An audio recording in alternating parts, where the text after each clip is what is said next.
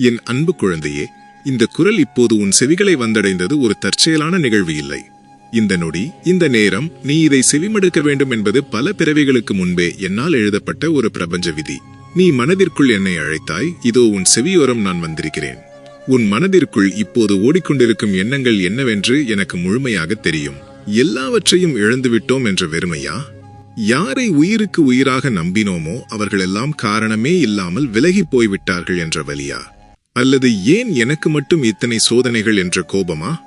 உன் கண்களிலிருந்து யாருக்கும் தெரியாமல் உதிர்ந்த ஒவ்வொரு கண்ணீர் துளியும் என் உள்ளங்கைகளில்தான் விழுந்திருக்கிறது.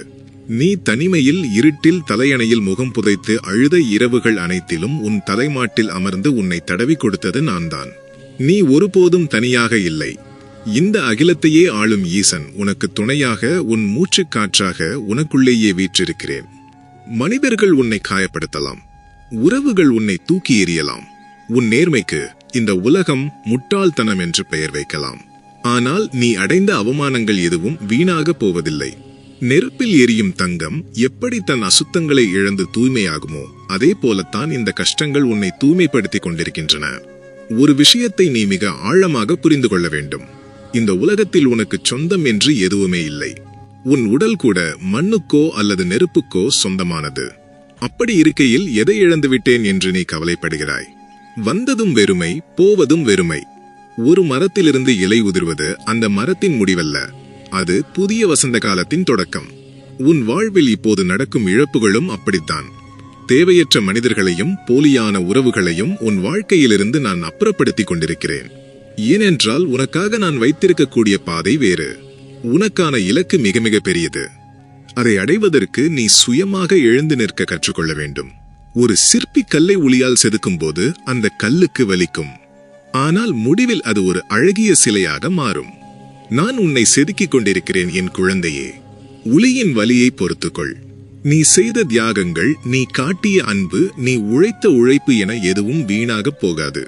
ஆயிரக்கணக்கான கவலைகள் உன்னை சூழ்ந்தாலும் ஒற்றை நம்பிக்கையாக நான் உன்னுள் இருக்கிறேன்.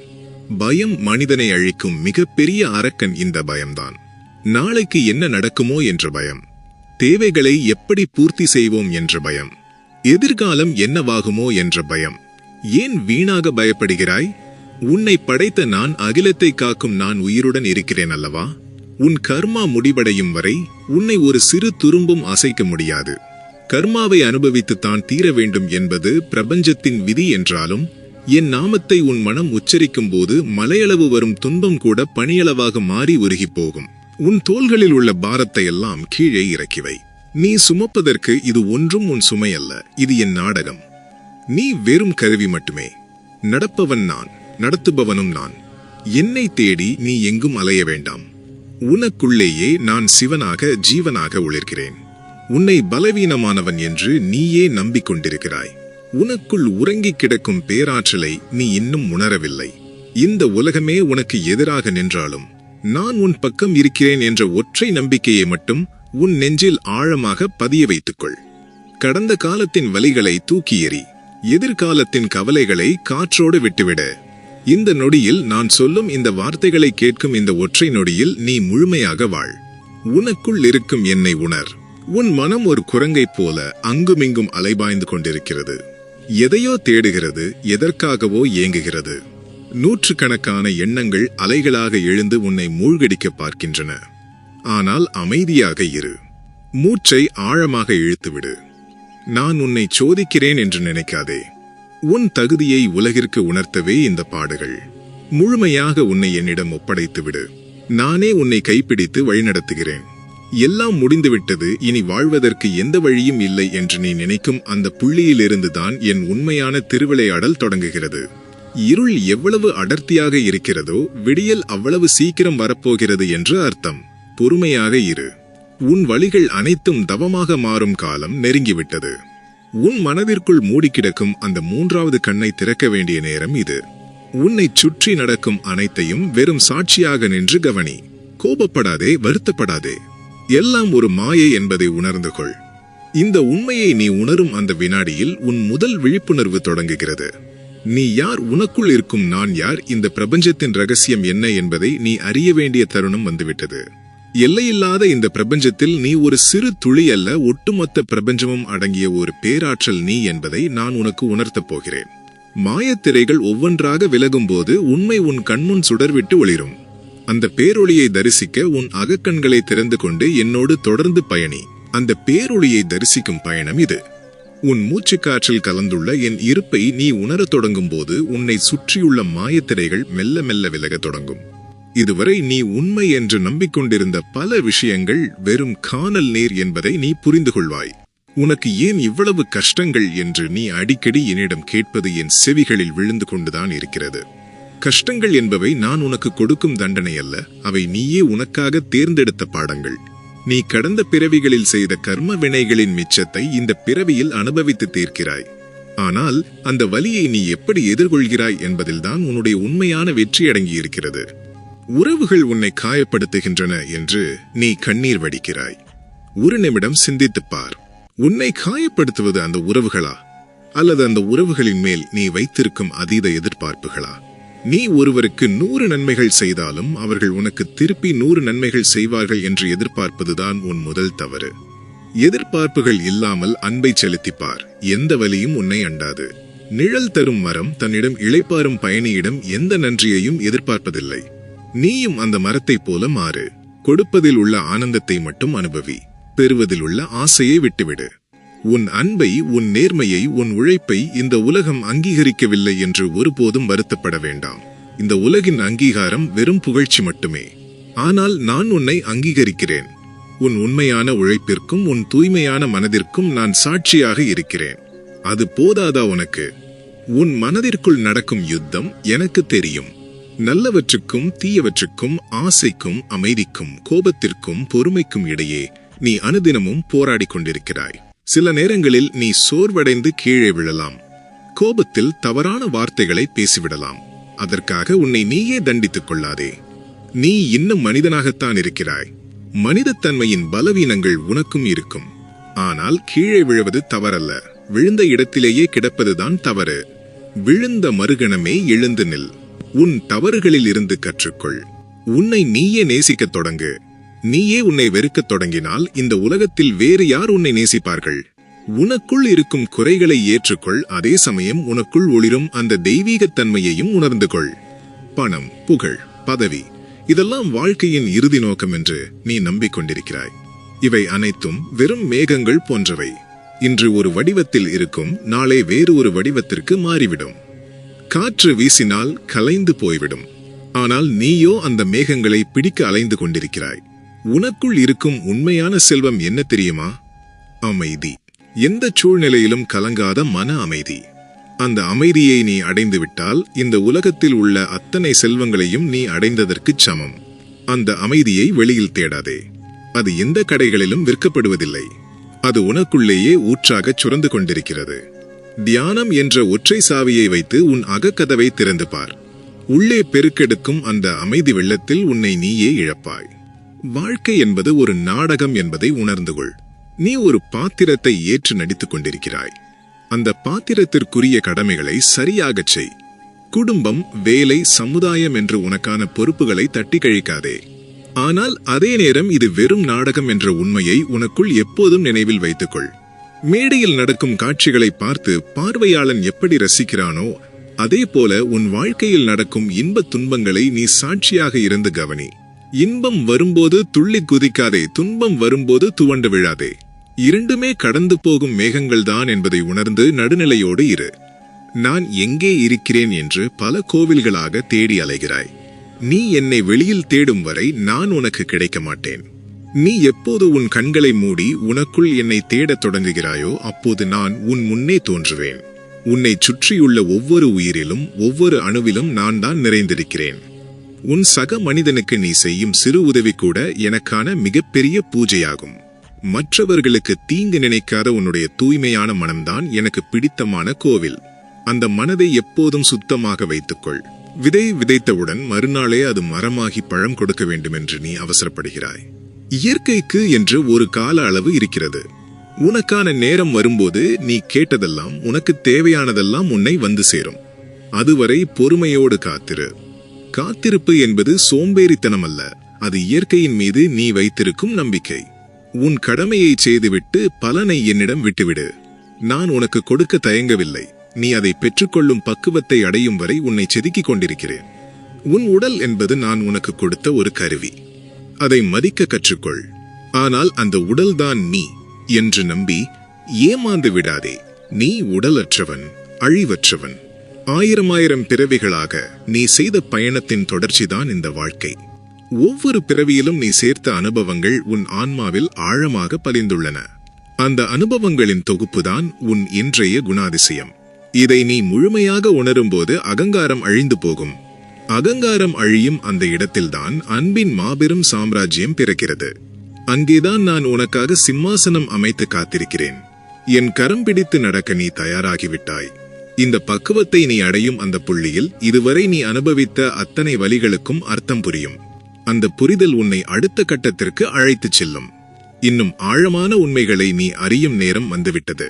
உன் மனதின் ஆழங்களில் புதைந்து கிடக்கும் ரகசியங்களுக்கு ஒளி பாய்ச்சும் அந்த பயணம் தொடர்ந்து கொண்டே இருக்கிறது. அந்த பயணம் தொடர்ந்து கொண்டே இருக்கிறது. உன் மனதின் ஆழங்களில் புதைந்து கிடக்கும் ரகசியங்களுக்கு ஒளி பாய்ச்சும் நேரம் இது. நீ உன்னை யார் என்று நினைத்துக் கொண்டிருக்கிறாய்? வெறும் தசையாலும் எலும்பாலும் இரத்தத்தாலுமான ஒரு சாதாரண மனிதன் என்று உன்னை நீயே சுருக்கிக் கொள்கிறாயா? இல்லை குழந்தையே, எல்லையற்ற இந்த பிரபஞ்சத்தின் மிக முக்கியமான ஒரு அங்கம் நீ. உனக்குள் இருப்பது சாதாரண உயிர் அல்ல, அது என் மூச்சுக்காற்று. நான் உனக்குள் இருக்கும்போது நீ எப்படி பலவீனமானவனாக இருக்க முடியும்? உன் எண்ணங்கள் உன்னை ஆட்டி படைக்கின்றன என்பதை நான் அறிவேன். நேற்று நடந்த கசப்பான நினைவுகளையும் நாளை நடக்கப் போகும் கற்பனையான துயரங்களையும் நினைத்து நினைத்து உன் கையில் இருக்கும் இந்த நிகழ்காலத்தை வீணடித்துக் கொண்டிருக்கிறாய். வழுவழுப்பான பாறையில் நழுவி விழும் நீர்த்துளியைப் போல உன் நேரம் நழுவிக்கொண்டே இருக்கிறது. எண்ணங்கள் என்பவை வானத்தில் கடந்து செல்லும் மேகங்கள் போன்றவை. கருத்த மேகங்கள் கடந்து செல்வதை பார்த்து வானம் ஒருபோதும் பயப்படுவதில்லை, கலங்குவதும் இல்லை. நீதான் அந்த வானம். எண்ணங்களை வரவிடு, போகவிடு. அதை பிடித்து கொண்டு தொங்காதே. எந்த எண்ணத்திற்கும் நீ அடிமையாகாதே. நீ வெறும் சாட்சி மட்டுமே. நடப்பதையெல்லாம் வேடிக்கை பார். உனக்கு கொடுக்கப்பட்ட கடமைகளை நீ ஒரு பெரும் பாரமாக நினைக்கிறாய். உனக்காக காத்திருக்கும் பொறுப்புகளை பார்த்து மலைத்து நிற்கிறாய். இதையெல்லாம் நான் எப்படி செய்து முடிப்பேன்? எனக்கு யார் உதவி செய்வார்கள் என்று ஒவ்வொரு நாளும் கலங்குகிறாய். நீ எதையும் தனியாக செய்ய வேண்டாம். நீ செய்யும் செயல் அனைத்தையும் எனக்கான பூஜையாக நினைத்து செய். உனக்கான வேலைகளை செய்யும் போது அதை ஈசனுக்காக செய்கிறோம் என்று நினைத்துக்கொள். ஒரு சிறு துரும்பை கீழே இருந்து எடுத்தாலும் அதை எனக்காக எடுக்கிறாய் என்று எண்ணு. உன் ஒவ்வொரு மூச்சும் எனக்கான மந்திரமாக மாறட்டும். உன் ஒவ்வொரு அடியும் எனக்கான பயணமாக மாறட்டும். பலனை பற்றி சிறிதும் சிந்திக்காமல் உனக்கான கடமையை செய்யும் அந்த மாபெரும் தியாகத்தை நீ செய்யும் போது உன் கர்ம வினைகள் அனைத்தும் நெருப்பில் விழுந்த பஞ்சு போல எரிந்து சாம்பலாகிவிடும். நீ செய்கின்ற செயலின் பலன் உன்னை தேடி தானாக வரும். அதை நீ துரத்திச் செல்ல வேண்டாம். இந்த உலகம் உன்னை பார்த்து பலவாறாக பேசும். உன்னால் முடியாது என்று கேலி செய்யும். நீ தோற்று போவாய் என்று பழிக்கும். உன் வீழ்ச்சிக்காக பலர் காத்துக் கொண்டிருக்கிறார்கள் என்று நீ அஞ்சுகிறாய். அவர்களின் வார்த்தைகளை கேட்டு உன் செவிகளை அசுத்தப்படுத்திக் கொள்ளாதே. மனிதர்களின் வார்த்தைகள் வெறும் காற்றில் மிதக்கும் சத்தங்கள் மட்டுமே. அவர்கள் இன்று உன்னை புகழ்வார்கள், நாளை காரணமே இல்லாமல் இகழ்வார்கள்.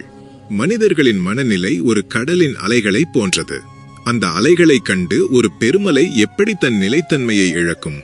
நீ எனக்காக வாழ்கிறாய். என் கட்டளைப்படி இந்த பூமியில் நடக்கிறாய். என் பாதத்தில் நீ முழுமையாக சரணடைந்து விட்டால் இந்த உலகின் எந்த விமர்சனமும் உன்னை தீண்ட முடியாது.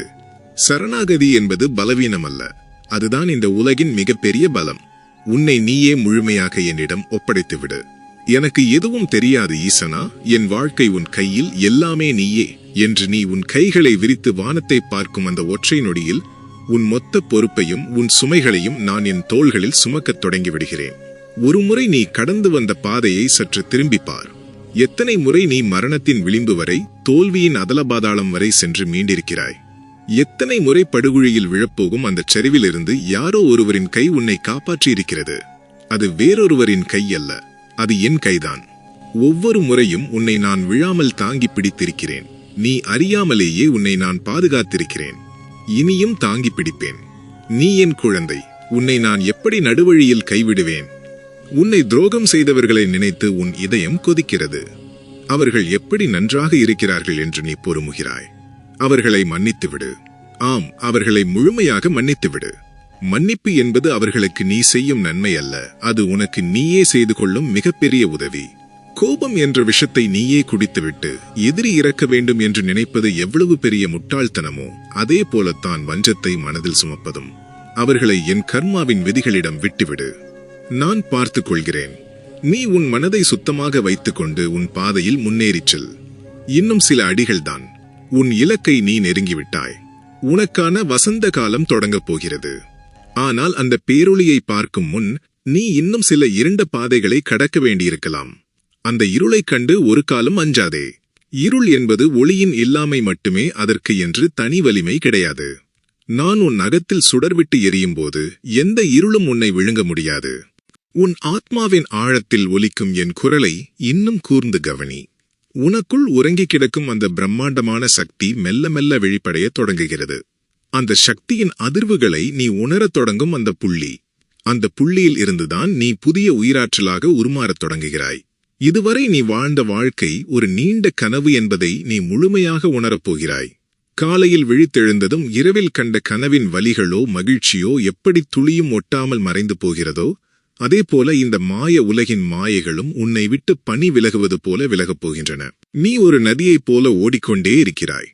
நதி தன் பயணத்தில் பல கரைகளை கடக்கிறது, பல வளைவுகளை சந்திக்கிறது. சில இடங்களில் பாறைகளில் முட்டி மோதுகிறது, சில இடங்களில் அமைதியாக தவழ்கிறது. ஆனால் எந்த கரையிலாவது நதி நிரந்தரமாக தங்கிவிடுகிறதா? இல்லை. அதன் இறுதி இலக்கு கடலில் சென்று கலப்பது மட்டுமே. அதே போலத்தான் உன்னுடைய இந்த பயணமும். உன் வாழ்க்கையில் வரும் மனிதர்களும் இன்பத் துன்பங்களும் வெற்றிகளும் தோல்விகளும் அந்த நதியின் கரைகள் போன்றவை. அவற்றை கடந்து செல். எதன் மீதும் அதீத பற்று வைக்காதே. பற்று வைத்தால் பயணம் தடைபடும். நீ வந்து சேர வேண்டிய இடம் கடல் அல்ல, என் பாதம். அந்த பாதத்தை அடையும் வரை நதியைப் போல தொடர்ந்து ஓடிக்கொண்டே இரு. உன் காயங்களை நீ அடிக்கடி தொட்டு தொட்டு பார்க்கிறாய். அதனால்தான் அவை ஆற மறுக்கின்றன. ஒரு வடுவை சீண்டிக்கொண்டே இருந்தால் அதில் எப்படி புதிய சதை வளரும்? நடந்த கசப்பான சம்பவங்களை உன் மூளைக்குள் மீண்டும் மீண்டும் ஓடவிட்டு உன்னை நீயே ஏன் சித்திரவதை செய்து கொள்கிறாய்? நடந்து முடிந்தவை அனைத்தும் வெறும் சாம்பல். அந்த சாம்பலில் இருந்து மீண்டும் ஒருபோதும் நெருப்பை உருவாக்க முடியாது. உன் கடந்த காலம் செத்துப்போன ஒரு சடலம். அந்த சடலத்தை தூக்கிக் கொண்டு நீ ஏன் உன் நிகழ்காலச் சுமையில் தவிக்கிறாய்? அதை அப்படியே கீழே போட்டுவிடு. உனக்கான புதிய அத்தியாயம் இந்த நொடியிலிருந்து மீண்டும் துளிர்க்க காத்திருக்கிறது. உன் கைகளில் எதுவும் இல்லை என்பதை எப்போது நீ முழுமையாக ஏற்றுக்கொள்கிறாயோ அப்போது நான் என் கைகளால் உன்னை ஏந்திக் கொள்வேன். நான் எதை கொடுத்தாலும் அதை ஒரு பரிசாக நினைத்து ஏற்றுக்கொள். அது கஷ்டமாக இருந்தாலும் சரி, நஷ்டமாக இருந்தாலும் சரி, நோயாக இருந்தாலும் சரி, பிரிவாக இருந்தாலும் சரி, அனைத்தையும் நான் தரும் பிரசாதமாக நினைத்து புன்னகையோடு ஏற்றுக்கொள். நான் உனக்கு தருவது எதுவும் உன்னை அழிப்பதற்காக அல்ல, உன்னை அளவிடுவதற்காகவும் உன்னை ஆழப்படுத்துவதற்காகவும் தான். உன்னுடைய வேர்கள் எவ்வளவு ஆழமாகச் செல்கிறதோ அவ்வளவு உயரமாக நீ வளர முடியும். உன்னை நான் ஆழமான இருண்ட குழியில் தள்ளியிருக்கிறேன் என்றால் உன்னை வானளாவிய ஒரு பெருமரமாக வளர்க்க திட்டமிட்டிருக்கிறேன் என்று புரிந்துகொள். இந்த உலகில் பலர் உன்னை பைத்தியக்காரன் என்று சொல்லலாம். உன் நேர்மையை பார்த்து சிரிக்கலாம். நியாயமாக நடப்பதால் நீ என்ன லாபத்தை கண்டாய் என்று உன்னை கேலி செய்யலாம். அதற்காக நீ உன் நேர்மையை கைவிட்டு விடாதே. 1000 காக்கைகள் கூடி ஒரு குயிலை கேலி செய்தால் குயில் தன் இனிமையான குரலை மாற்றிக்கொள்ளுமா என்ன? நீ உனக்கான சத்திய பாதையிலிருந்து ஒரு முடியளவு கூட விலகிச் செல்லாதே. அவர்கள் உன்னை ஏமாற்றினாலும் நீ யாரையும் ஏமாற்றாதே. தர்மம் என்பது ஒரு நாணயத்தைப் போன்றதல்ல, அது ஒரு விதை. இன்று நீ விதைக்கும் தர்மம் நாளை உனக்கும் உன் சந்ததியினருக்கும் மாபெரும் நிழல் தரும் ஆலமரமாக வளரும். நீ எவ்வளவு பெரிய இழப்பை சந்தித்திருந்தாலும் அது உன்னுடைய இறுதி முடிவு அல்ல. சூரியன் மாலையில் மறைவதை பார்த்து உலகம் முடிந்துவிட்டது என்று யாராவது அழுவார்களா? நாளை விடியும் என்ற நம்பிக்கை அவர்களுக்கு இருக்கிறது. அதே நம்பிக்கையை உன் வாழ்க்கையிலும் வை. நீ இப்போது கடந்து கொண்டிருப்பது ஒரு நீண்ட இரவு. ஆனால் இரவுக்குப் பிறகு விடியல் வருவது எப்படி இயற்கை விதியோ அதேபோல உன் துன்பங்களுக்குப் பிறகு ஒரு மாபெரும் வசந்தம் வருவதும் சத்தியமான உண்மை. உன் கண்களை மூடி என் நாமத்தை உன் உள்மனதில் உச்சரி. ஆழமாக மூச்சை இழுத்துவிட்டு அந்த மூச்சுக்காற்றில் நான் கலந்திருப்பதை உணர். உனக்கு தேவையான அனைத்து பதில்களும் அந்த அமைதியில் உனக்கு கிடைக்கும். வெளியில் தேடி அலையும் மனதை உனக்குள் திருப்பு. உனக்குள்ளேயே ஒரு மாபெரும் பிரபஞ்சம் இயங்கிக் கொண்டிருக்கிறது. அந்த பிரபஞ்சத்தின் மையத்தில் நான் அமர்ந்திருக்கிறேன்.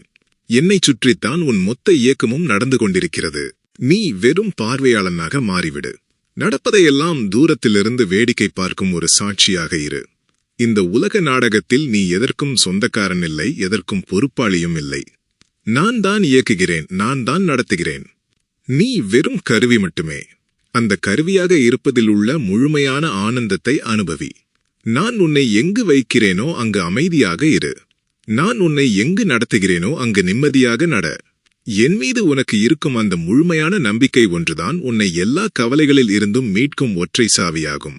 அந்த நம்பிக்கையின் வேர்கள் உன் உயிரில் ஆழமாக பதியத் தொடங்கும்போது உனக்குள் இருக்கும் இருள் முழுமையாக விலகி அங்கு ஒரு பேரமைதி உருவாகும். அந்த பேரமைதியின் தொடர்ச்சியாக உனக்குள் ஒரு புதிய விடியல் பிறக்கிறது. இது கதிரவனின் ஒளியால் வரும் விடியல் அல்ல, உன் ஞானக்கண்ணின் திறப்பால் உருவாகும் விடியல். இதுவரை நீ சுமந்து திரிந்த நான் எனது என்ற அகங்காரச் சுமை இப்போது உன்னை விட்டு மெல்ல மெல்ல விலகுகிறது. நீ வெறும் உடல் அல்ல, நீ ஒரு தூய்மையான ஆத்மா என்பதை நீ முழுமையாக உணரத் தொடங்கியிருக்கிறாய். இந்த உணர்வுதான் உனக்கான உண்மையான விடுதலை. உன்னைச் சுற்றி நடப்பவற்றை கவனி. எல்லாம் இயல்பாக அதன் போக்கில் நடந்து கொண்டிருக்கிறது. மரங்கள் காற்றோடு ஆடுகின்றன, பறவைகள் வானத்தில் பறக்கின்றன, நதிகள் கடலை நோக்கி ஓடுகின்றன. அவற்றில் எந்த பதற்றமும் இல்லை, எந்த எதிர்பார்ப்பும் இல்லை, நாளை என்ன நடக்கும் என்ற கவலையும் இல்லை. இயற்கை எவ்வளவு அமைதியாக என்னிடம் சரணடைந்திருக்கிறதோ அதே போல நீயும் இப்போது என்னிடம் சரணடைந்து விட்டாய். இனி உன்னை எந்த துயரமும் அசைக்க முடியாது. எந்த இழப்பும் உன்னை கலங்க வைக்க முடியாது.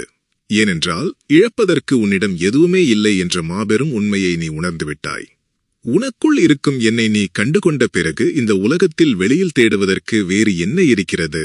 உனக்கான உறவுகள், உனக்கான தேவைகள் அனைத்தையும் நானே என் பொறுப்பில் எடுத்துக்கொள்கிறேன். நீ வெறும் சாட்சியாக ஒரு மெல்லிய புன்னகையோடு இந்த வாழ்க்கை பயணத்தை தொடரு. உன் பாதங்களில் முட்கள் குத்தலாம், பாதைகள் கரடுமுரடாக இருக்கலாம், பயணத்தின் தூரம் அதிகமாக தெரியலாம். ஆனால் கவலைப்படாதே, அந்த முட்களின் மேல் என் கைகளை நான் விரித்து வைத்திருக்கிறேன்.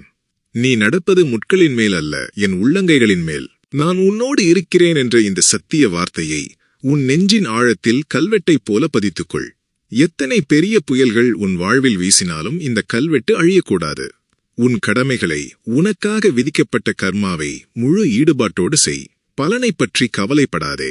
நான் உனக்கு தருவது எல்லாமே உனக்கான மாபெரும் நன்மையாகவே இருக்கும். நீ சிந்திக்கும் அளவை தாண்டி நான் உனக்காக பெரிய பரிசுகளை சேமித்து வைத்திருக்கிறேன்.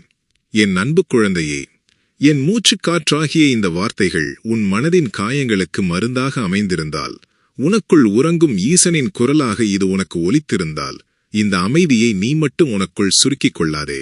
உன்னைப் போலவே வலிகளோடும் வேதனைகளோடும் வழியறியாமல் இருளில் தவிக்கும் என் மற்ற குழந்தைகளுக்கும் இந்த வார்த்தைகளை கொண்டு சேர். இதை பலருக்கும் பகிர்ந்து அவர்கள் வாழ்விலும் ஒரு சிறு ஒளியை ஏற்று. அதுவே நீ எனக்குச் செய்யும் உண்மையான தொண்டு. நமது சிவனை போற்றி என்ற இந்த புனிதமான பயணத்தில் தொடர்ந்து பயணிக்க உன்னை நீயே முழுமையாக இணைத்துக்கொள். உன் ஆதரவை, உன் அன்பை வெளிப்படுத்து. உன் மனதில் இப்போது தோன்றும் உணர்வுகளை சிவனை போற்றி என்று முழு பக்தியோடு கீழே உன் வார்த்தைகளால் பதிவு செய். உன்னுடைய அந்த ஒற்றை பதிவு தவித்துக் கொண்டிருக்கும் 1000 பேருக்கு நான் கொடுக்கும் பெருத்த ஆறுதலாக மாறலாம். இந்த பயணத்தின் இறுதி உண்மையை, ஆத்மாவின் மாபெரும் விடுதலையை நோக்கி நீ அடியெடுத்து வைக்கும் அந்த உன்னதமான தருணம்.